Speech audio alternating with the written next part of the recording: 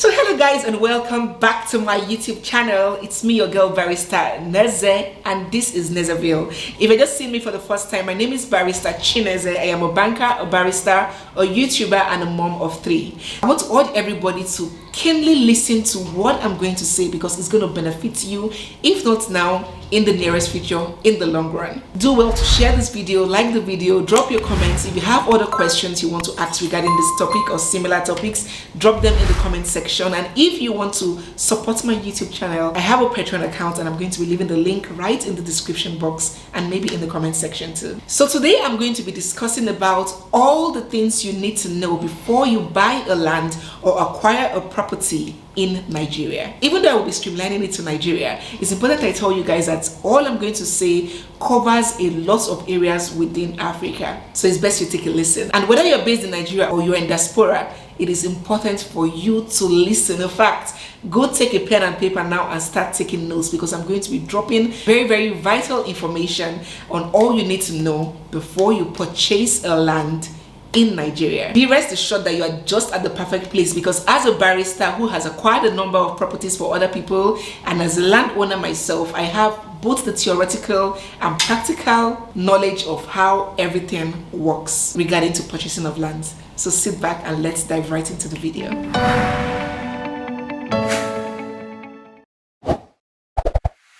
So the first point you need to consider before purchasing a land or property in Nigeria is the location.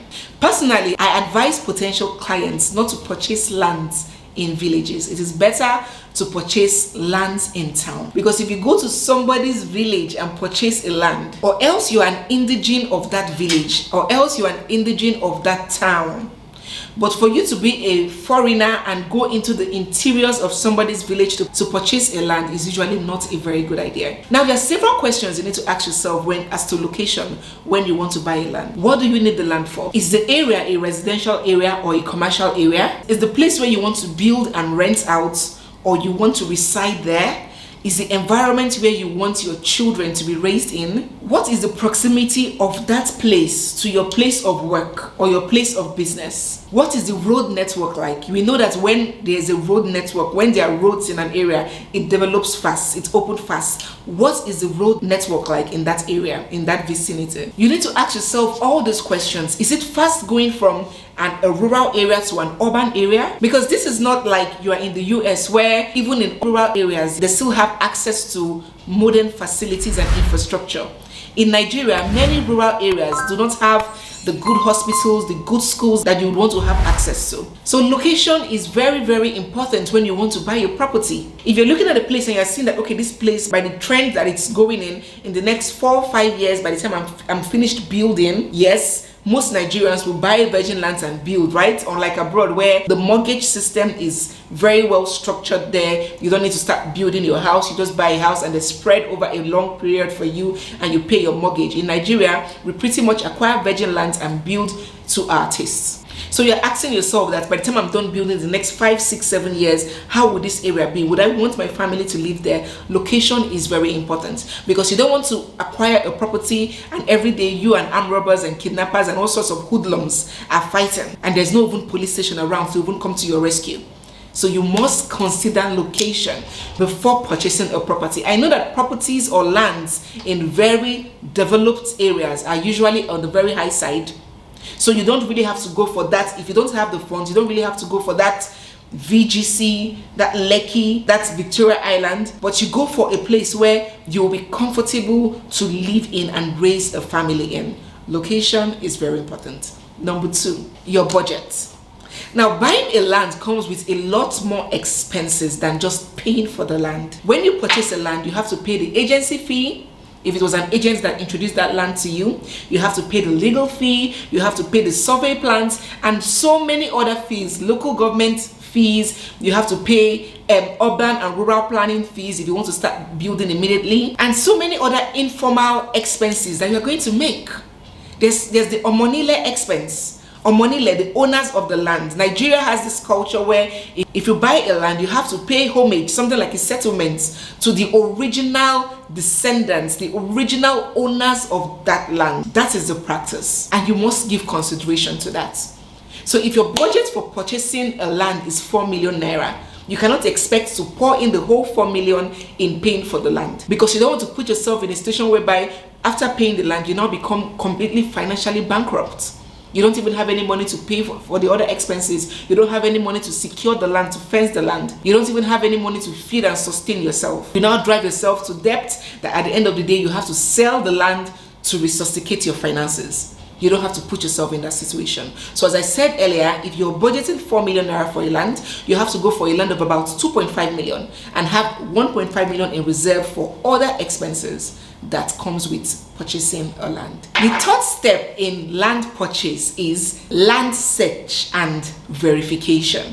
Now, this comes in two angles. The first is the progressive or modern way of search, and the traditional stroke conventional way of search. Both of them are very, very important. Now, I always tell my clients and potential clients that do not let a good land, a cheap land, seduce or entice you into compromising on due diligence. That land cheap, make that land no put you for trouble. You must conduct your due diligence on that land. And when I say due diligence, I mean, is the person who wants to sell the land the original owner? Is he the rightful owner?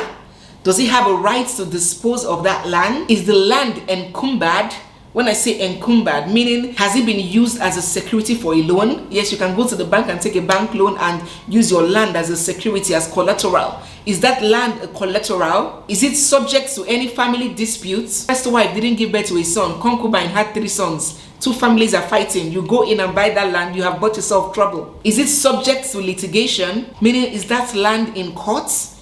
There are so many sneaky people who will have their land a subject of litigation. The matter is still in court and they will run and sell the land to an unsuspecting third party and put the person in the middle of the devil and the deep blue sea. And you can never have peace. So you have to conduct your search. I would advise you to employ the services of a lawyer. Do not say because you want to cut things cheap, you compromise your whole peace. That money that you are avoiding to spend, you will spend it in triple folds when trouble arises from that land. Employ the services of a lawyer that would go to the land registry and run a search on that land, that would go to the CAC and run a search on that land. You should also do a proper site-to-site visitation by yourself. You don't need to contact a lawyer for that one. That's the traditional way of search.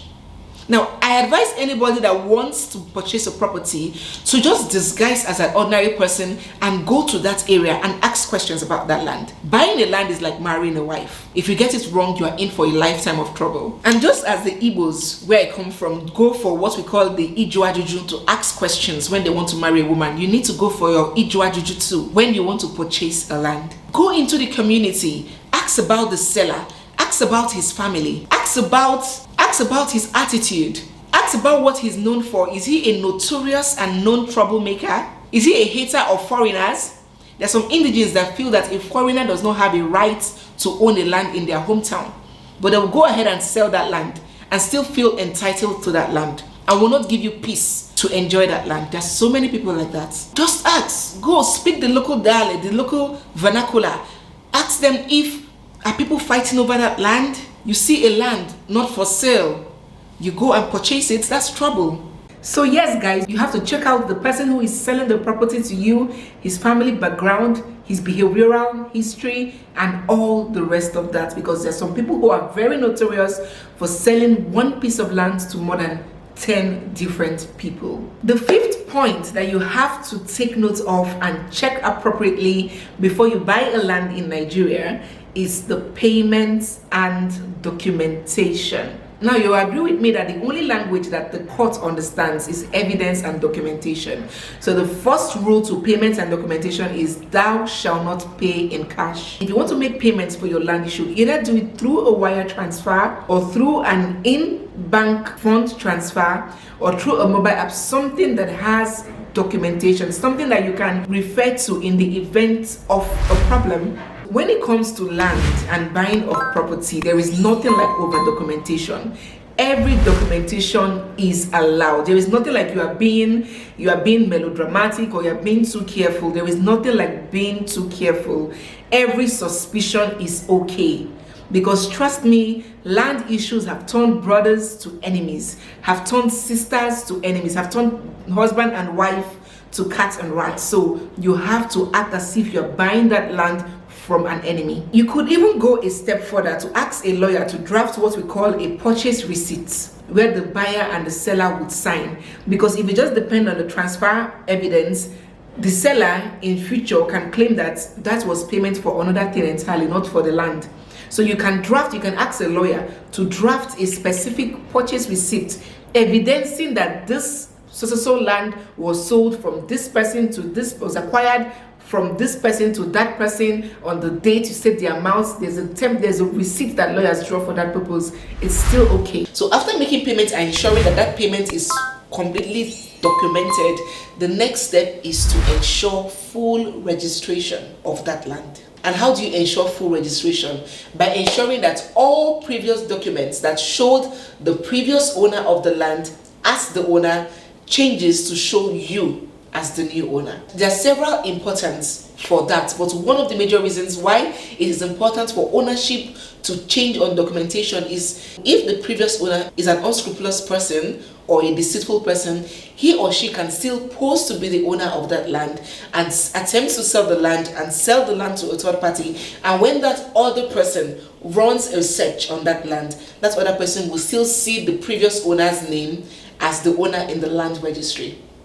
So if that land has already been registered, ensure that you change ownership to reflect the new owner, which is you. The next step, which goes hand in hand with registration, is to request the original title documents. We Nigerians are very ignorant as to the details of land purchase. And if you are enjoying this update and if you find this update very useful, please don't forget to give this video a thumbs up already and drop your comments. Now when title to a land has passed, it is very important for you to retrieve all the original documents from the former owner, such as the original deed of assignment, the survey plan, the C of O, and all of that. Ensure that the former owner does not have custody of the original documents, because whoever has custody of the original documents can still pass a valid title of that land to another person. In fact, this should even come before making payments. When you want to conduct your search, you can ask for the photocopy, or you can make copies of the documents to run your search at the land registry, okay? But as soon as you have reached a resolve to make payment for that land, ensure that at the point of payment, the original documents are handed over to you, or your proxy or lawyer if you are not in the country, if you're in diaspora. Do not ignore any single detail. Buying your property and not having custody of the original documents is like going to university or going to college and not having a degree. That degree is your proof that you went to college. Okay, you can't go for a job interview and say, I went to college, ask this person, that person knows. No, where is your certificate? That is proof that you actually attended college. So is land purchase. Those original title documents are the only proof that you are the real owner of that land. Do not make payment if the former owner is telling you that, oh, the documents are not here, they are here. Don't worry, just pay, I'll bring it for you later. I kept it somewhere.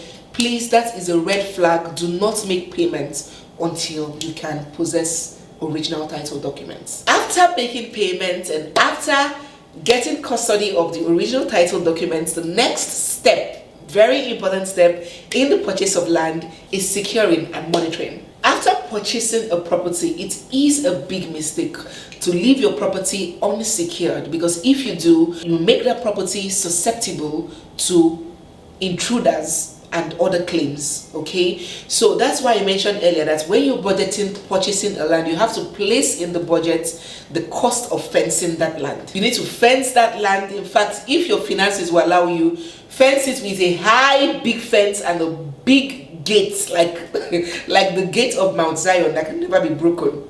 Padlock the gates. And that is not even enough. Do not stop at that. Ensure that there is constant monitoring of that property.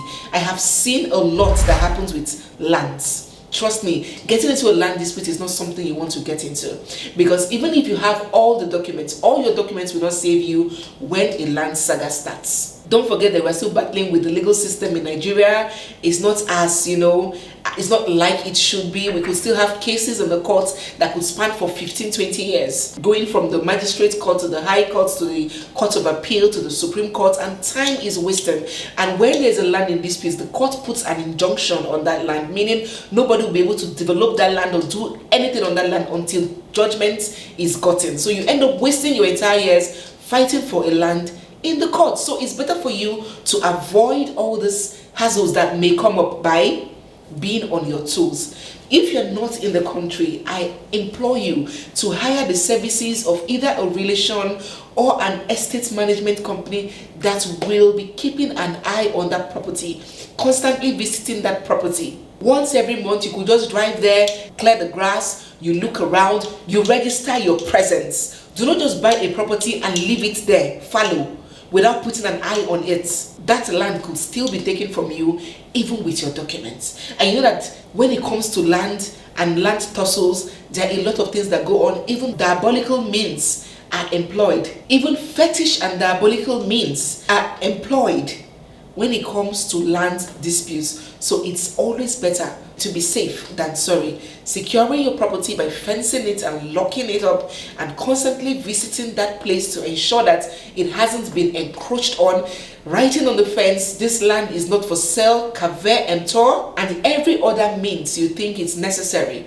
to ensure that there is no encroachment on your land is totally allowed. Don't forget, Nigeria is a peculiar country, and wisdom is all about applying yourself to the peculiarities of your environment. You cannot sit on your high horse and say, in the UK, when I buy land, in the US, you have to be aware of your environment. Assassination could happen because of land. Anything could happen. So you must ensure that all these things I said, all these things I mentioned are strictly adhered to. So thank you guys for watching. I hope you really enjoyed this video. I hope it has impacted on you, and I hope that you went home with something. If you think that this video is useful and it will benefit other people, do well to share to as many people as you think would benefit. Download the video, share to your Facebook group, your WhatsApp group, your YouTube community, as many people as you think would benefit from this content. If you have further questions as to purchasing of lands or properties in Nigeria,